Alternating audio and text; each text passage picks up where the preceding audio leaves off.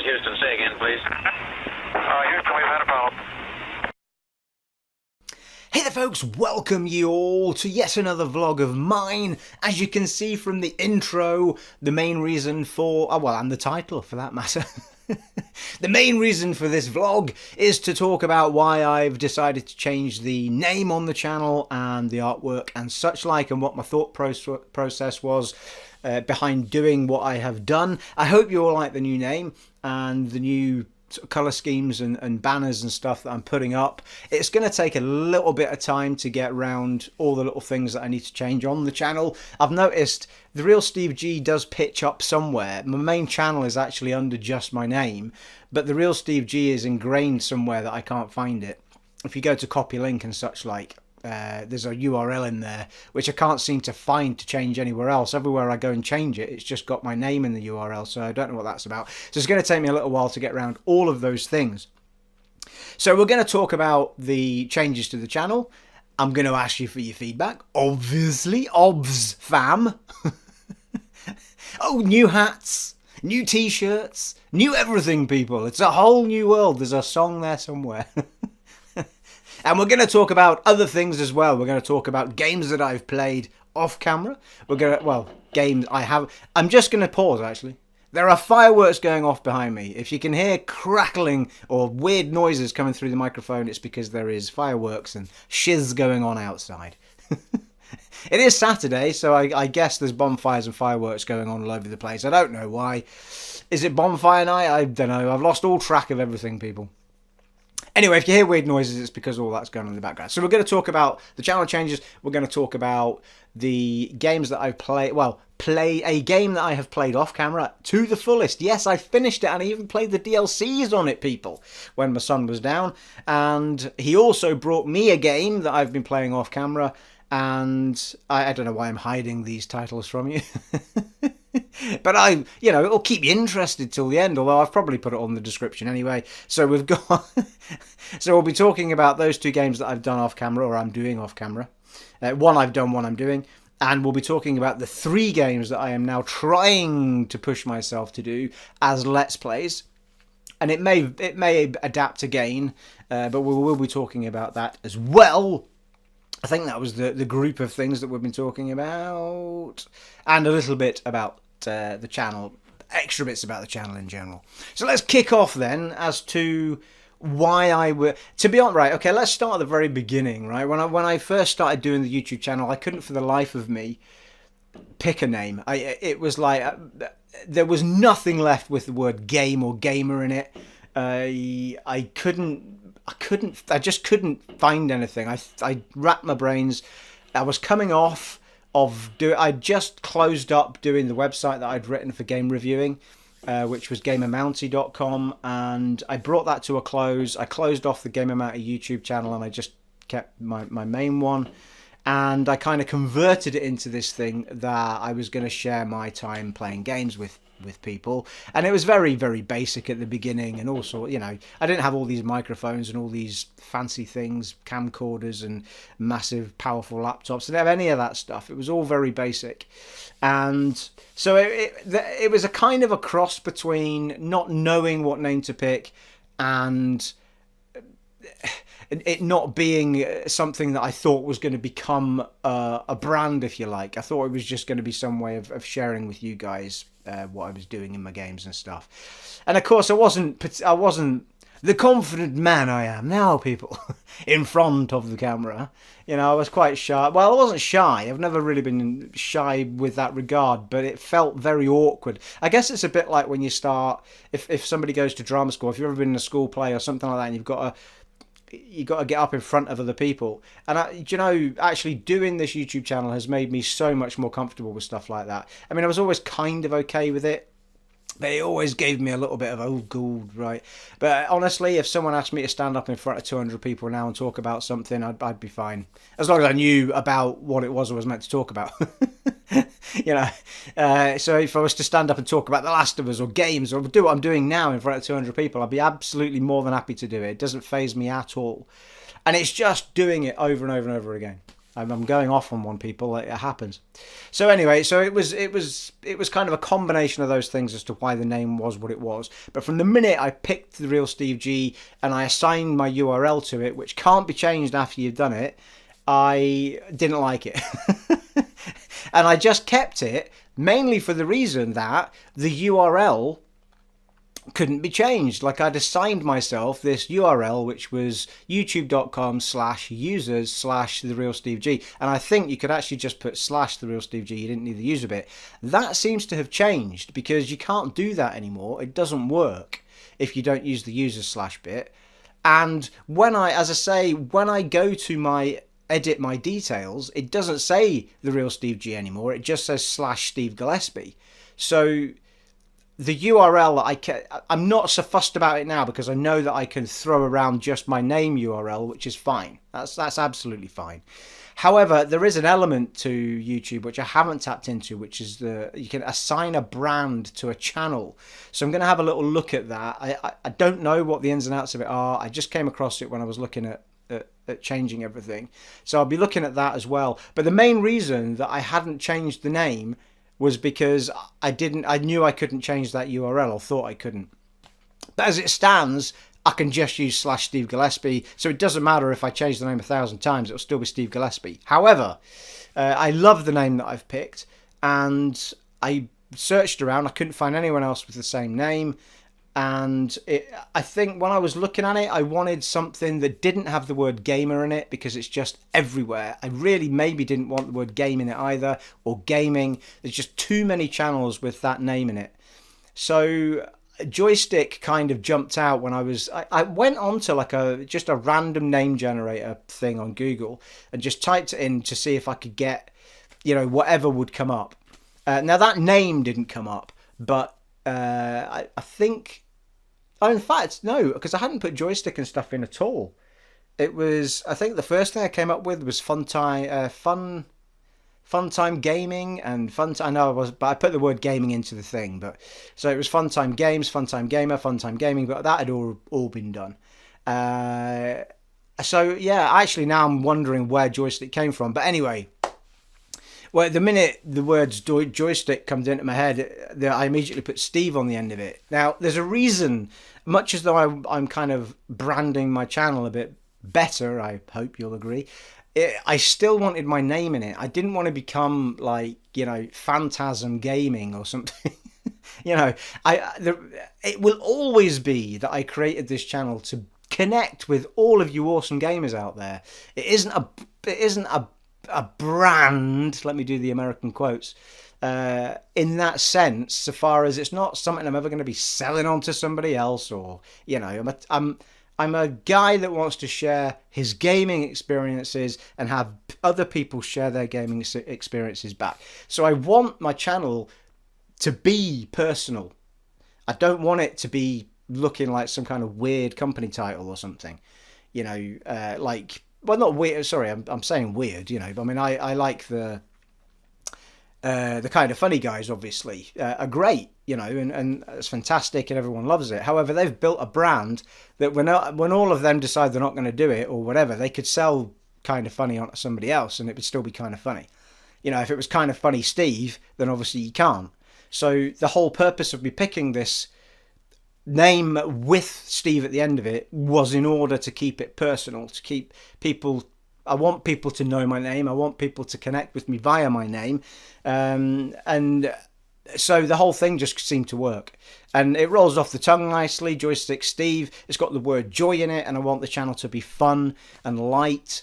So it just sounded great when I heard it in my head.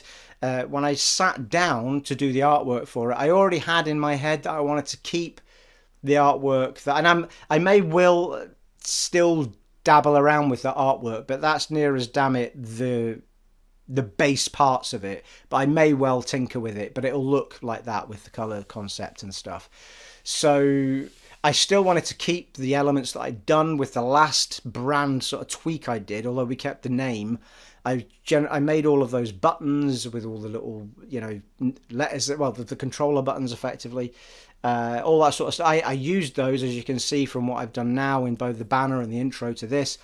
I used those, in what I've done.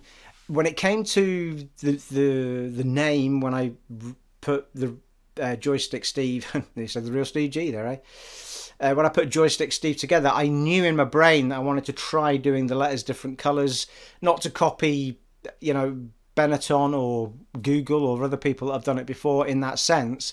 It was because it popped into my head that it did kind of look a bit like that.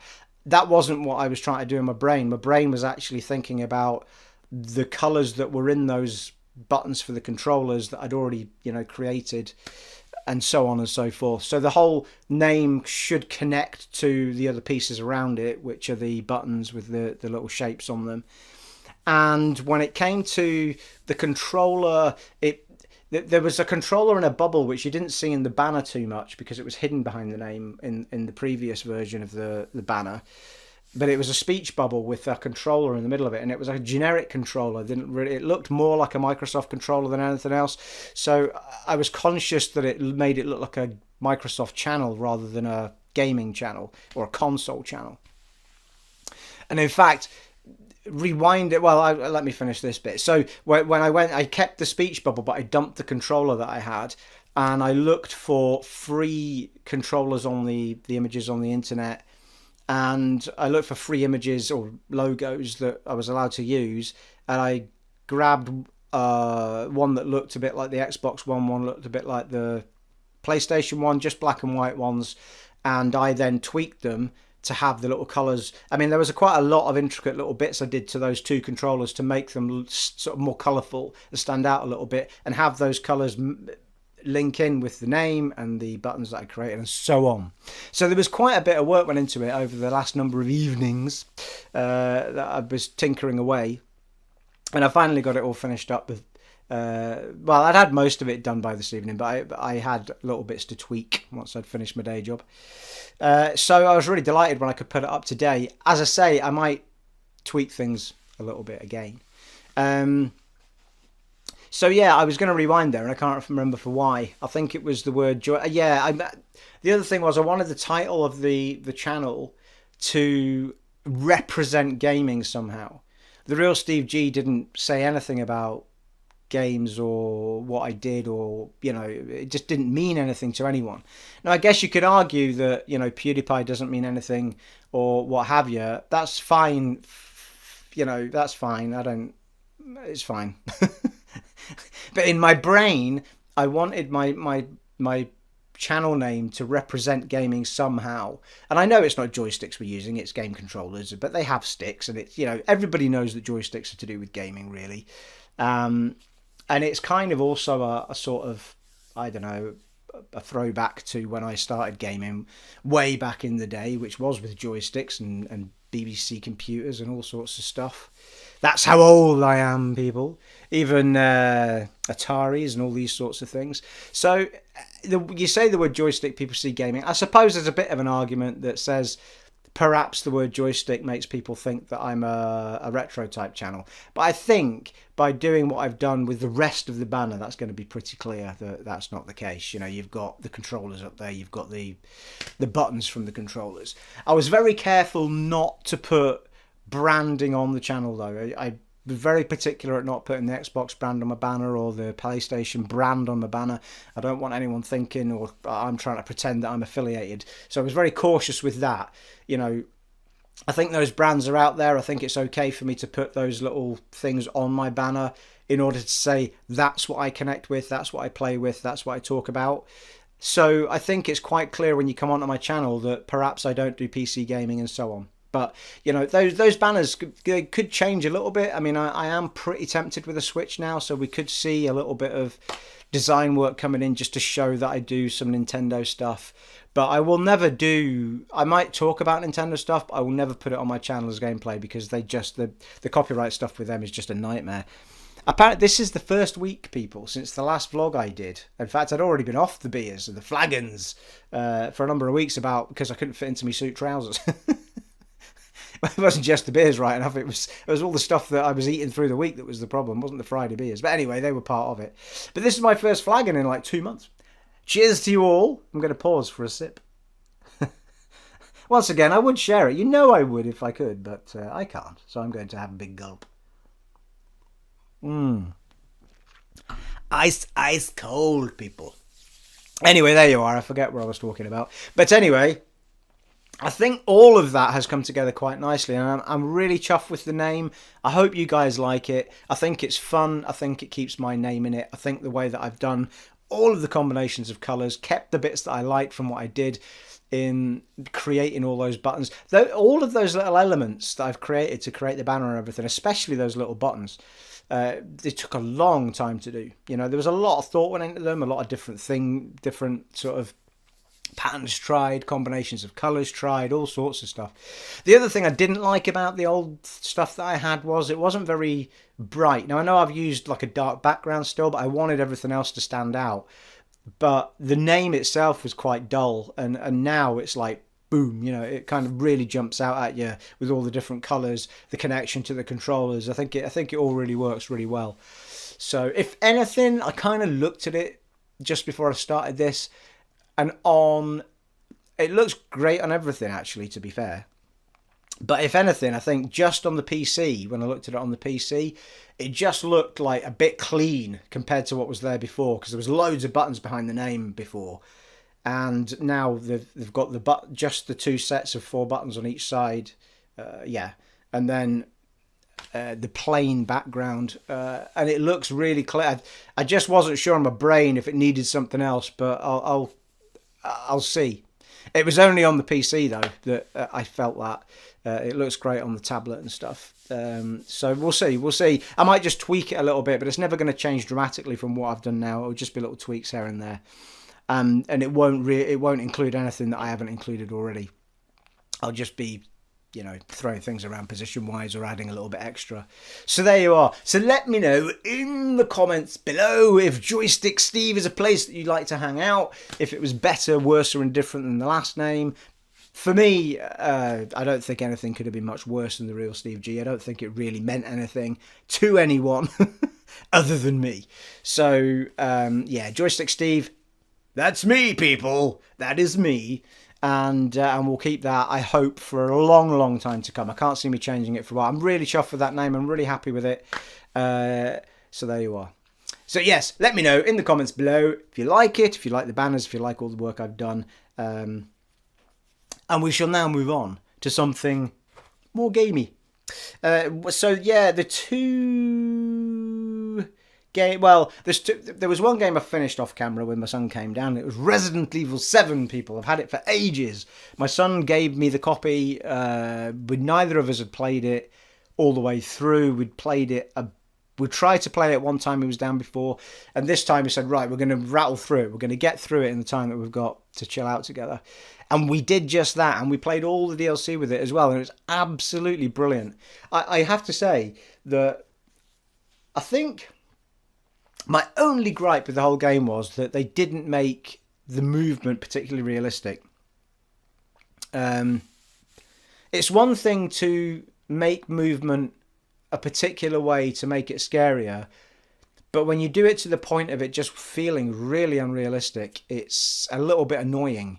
And it occurred to me in my very first fight in the garage with the guy, when you first fight the guy in the garage with the car and all that stuff, it kicks off and you hit the run button and you're literally like, I mean, it's like he's got legs this big, you know what I mean? Like, what is that about?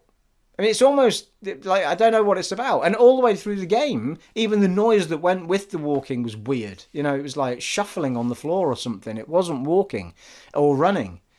So it was the only thing that bugged me through the whole game. The rest of the game, it was just fantastic. Absolutely. The environments were great. The whole house section at the beginning, you get away from that, things open up into the swamp, you end up in the base, you get to change between characters. The baddies were good, although how many times can somebody come back? It's Resident Evil, people just don't die, do they? And then when we finished, I mean, it was just brilliant. And my main concern with it way back in the day, and even when I started playing it didn't feel like a Resident Evil game. Well, it did by the time you got right into it.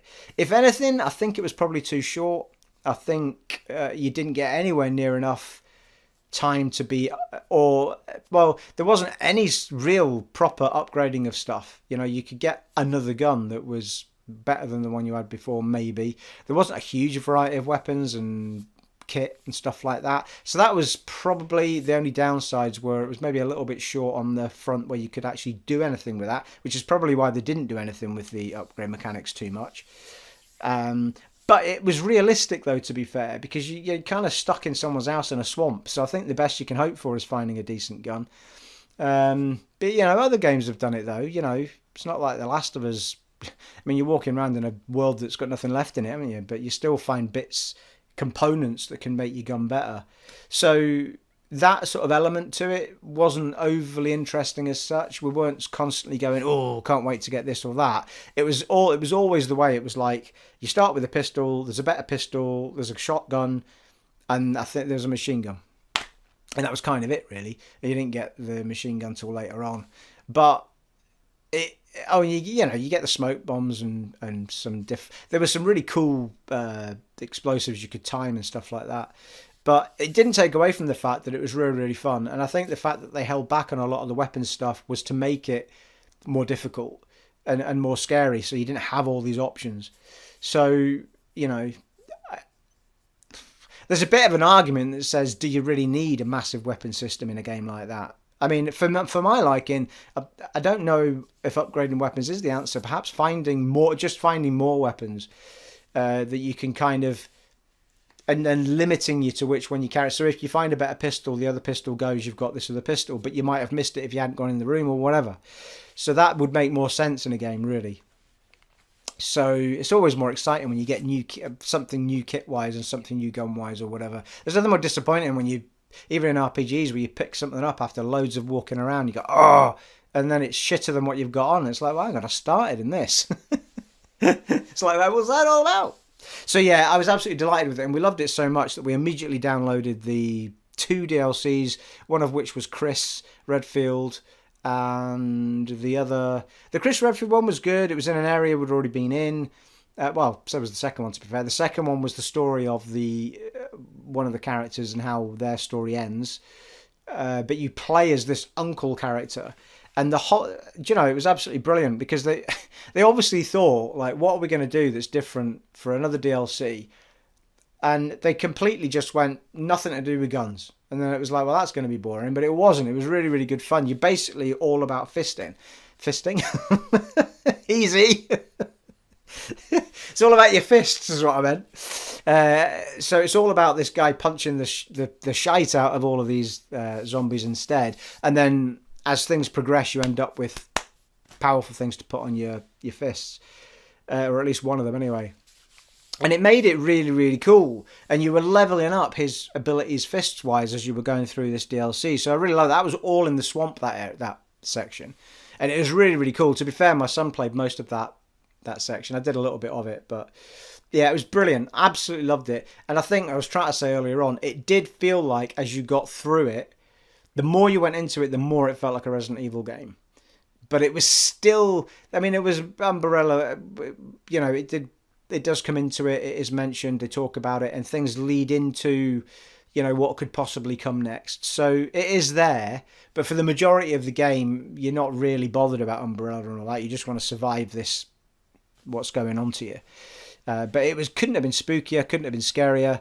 Well, I suppose it could have been a bit scarier, but it was really, really scary. If anyone's even played the demo, you'll know that. But yeah, fantastic. Absolutely loved it. So I can't wait.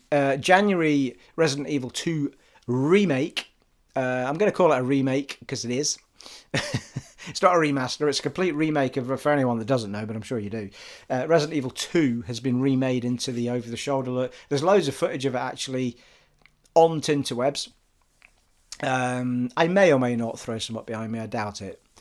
Do you know, like every time, even though the footage behind me has no sound on it, every time I put videos up now, they get copyright protected, and I have to fill this thing in saying it's, you know, it's fine. I'm just doing comments on it. I'm not passing it off as my own. And sometimes they go, yeah, fine. And other times you never hear back, and you can never monetize it. So it's really infuriating. I mean, I'm not going to let it affect the channel too much because I like putting that footage up for you guys in vlogs. So, yeah, it's not the end of the world, but it is annoying, though. I mean, you spent a lot of time and work putting a vlog together and piecing all those videos together and smelting everything together, and it all takes time, and if you throw it up and then it's just immediately like, that's not yours, it's like, oh, for fuck's sake, I'm not saying it's mine, it's behind me face to show people your game and advertise it for you. You know what I mean? It's free advertising, for feck's sake. Anyway, don't get me on one, people. So Resident Evil 2 is coming out in January. I haven't an exact date, I should have looked it up really, but so I'm really looking forward to that, and the gameplay that I've watched online looks really spooky. They've done a really good job with it, even though that's now back in third person, which I think is a good thing, by the way. I wouldn't want all the Resi games to be first person, maybe every other one or something like that, but there's something about a Resi game being third person I think kind of works for me. And when I was watching the gameplay footage, it was interesting because there was a lot of like people say, oh, but you can't, because in first person you can't see as much and of what's beside you or behind you, but they've been really clever with the Resident Evil 2 one, because she literally walks into a room and there is stuff tucked in places that even third person's not going to catch. Like, she walks in and takes care of this one that she's obviously seen, and there's one clinging right behind the door on the ceiling, and they're really, really cool places where you're going to get jumped out on. So it's really cool. And of course, I think in Resi 6, which a lot of people didn't like because it was too actiony, but the one story that was really good horror was the Leon story in that. And that was a bit like that. You walked into an area, and they did it with the lighting. You could not see into certain corners, so that things would pop out at you without you being able to foresee it, which was awesome. So, there's a lot they can do to keep it scary, and it does look less... I mean, it's actiony, obviously, but it's not an action game. It's a horror game, Resident Evil 2 again, which is great. So I don't think they're going to go back to the Resident Evil 6 and 5 scenario where it becomes more about shooting than it does about horror. I think they've learned that lesson now. So that's great, so looking forward to that. So there you are, that's it for Resident Evil. Moving swiftly on, I'm playing off camera. My son brought me his copy of Assassin's Creed Origins, which is fantastic. Absolutely fantastic. And I avoided playing the game simply because I'd kind of gone off of Assassin's Creed games, and I didn't feel like it was going to be that much different. I had looked at stuff on it and I thought, it still looks kind of the same. But until you play it, you don't get just how vast this game is. It's massive. And it's doing a lot of things smoother than The Witcher does, like the boating, the running around the world. I'm still torn on the fighting. It is better than the fighting that was in Assassin's Creed's original games, because they're all parry type stuff. So it has given you a battle mechanic, but I'm still not 100% convinced about the battle system. It could be me. It often is. But I'm still not convinced about the battle system. It's kind of really good, and then suddenly I just can't... Like, the minute you're surrounded by people with shields, I can't find a decent way of being able to keep the flow going with my fighting, and it might just be the way I'm doing it. But I did find it a little bit frustrating the other night, fight-wise. So far as... I mean, for me, The Witcher's fighting is better because it mixes the magics with the sword play. It just feels more organic in The Witcher. Even though his movement's a little bit loose, I feel like the whole mechanic and level up mechanic's better in The Witcher.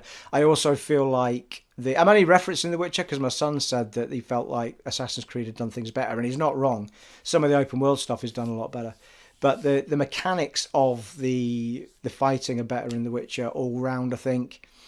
And by far, like, there is still an issue with side stories and stuff in Assassin's Creed. It's the same thing every time. So-and-so's been taken away and it's unjust. Go and get him freed. Every story's about the same. Or you've got bodyguard this person to get to that part. There's nothing that makes you go, oh, I want to find out what's going on here. With The Witcher, it was like all of these weird stories that you would just stumble on. And they would take you on like a 2-hour trip. Well, an hour maybe. Of finding out what's going on. And it would help learn and get you closer to other characters in the game, and it was just so well done. It was just amazing. So I think, like, without any doubt, I mean, this game so far is a 9 out of 10, but if you wanted to get a 10 out of 10, for me, all you would need to do is think about the law. I mean, look at the world they're in. You know what I mean? There's so much in the way of spiritual type stuff they could have thrown into that game. I mean, I haven't finished it yet, to be fair, but I can already tell from the side quests that I'm getting that there's not a huge amount of variety in them. And, you know, I'm looking at things that say you can't do that. Well, suggested level 43 for this quest, and I'm level 15. And I've done a lot of side stuff in that game. And I'm already feeling like I don't want to churn out that much game time to get to level 43, so I'm probably never going to do that quest. However, the loot stuff you get in, the weapons, the armor, the way they've done all of that stuff is absolutely fantastic. The way you can upgrade it at the blacksmiths. I'm constantly trying to get the stuff to upgrade the other elements of my gear. You know, resource wise, it pushes you. I mean, it's actually stuff you want to upgrade as well, so it actually makes you want to go and find wood and find hard leather and find all these weird things you need to find, because it does really boost you up. And, you know, you can either fight with a sword, you can fight with a big pole, which is what I'm doing. All sorts of different types of sword, also spears and axes. And I mean, it is literally an RPG now. By every stretch of the word, it is an RPG. It's no longer what Assassin's Creed used to be. So I'm really loving it. I'm not. We're going to find out whether or not I can keep my attention span going through it. At the moment, I've kind of veered again back to the story so that I can keep my attention going. But what it will always have that's great is the ability to do missions, the sneaking and the assassinating, climbing up buildings, sneaking around areas, hiding, going through the bushes. All that stuff is brilliant. Absolutely fantastic. I'm only talking about combat that's head on. And the story's really interesting as well, how you come about to have the thing, where the history of the assassins cutting off their middle finger in order to use the weapon of choice, all that sort of stuff has been explained so far. So it is really good so far at building all that up, even to the way he kind of starts as just this sort of magi outfit, but as I'm progressing, it's becoming more and more the outfit of an assassin, which is fantastic. So it's really clever. It's really good. Can't recommend it enough. And you know, if I get through that, then at some point Odyssey will probably beckon, no doubt. So there you are. So I've been playing that off camera. Channel wise, and we'll continue to do so. Channel wise, we have been predominantly we've been doing Divinity Original Sin 2. I've started, I threw another episode of, and that will continue to come, but I'm going to try and mix that up with a bit of Titan Quest and Dark Souls Remastered, two of which are things I've started as playthroughs and not finished. Dark Souls I hadn't touched for at least 3 months, and Titan Quest I hadn't touched since March, so it was, you know, I had to look at my last video. I hadn't moved in either of those playthroughs. The save points were still there, so I just dove straight in after I had a little watch of my own videos to remind me what I was doing. So that's why they've suddenly pitched up. Titan Quest's a good one because there's not a huge amount of thinking. It's a loot fest, it's a dungeon crawler, it's a beautiful world. Beautifully acted, beautiful characterization. So I'm really enjoying just playing through that without much thought. Obviously, Divinity Original Sin 2 is the opposite of that, because you need to keep thinking about what you're doing, what you're searching for, how you get around issues, the battle systems you're using. It's still fun, but it's a bit more thinky is what we'll call it, than the likes of Titan Quest. And Dark Souls, to be honest, I was just missing it. And I thought, well, if I'm going to play it again, I'd really like to pick up my playthrough, because I want to finish that game. So I realised that you all followed me to a point in Analondo with the back compat playthrough, but I stopped it because I knew the remaster was coming. I wanted to play the remaster, so I started it again. I suppose what I could have done was carried on the playthrough, but in years to come or whatever, people would look at that and think, why is he suddenly moved to the remaster? So it made sense to do a playthrough that was on the remaster.